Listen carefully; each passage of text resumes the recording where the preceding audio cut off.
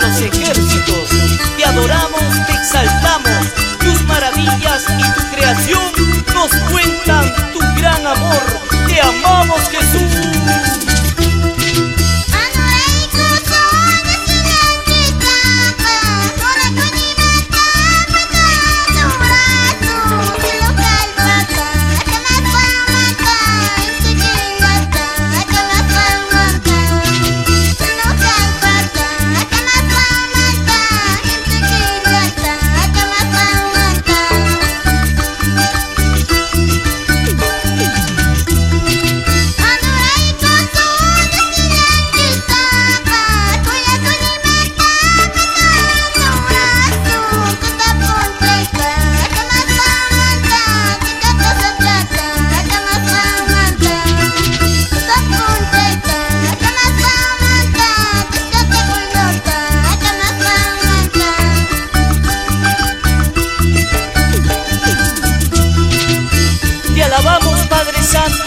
Porque en ti encontramos toda victoria.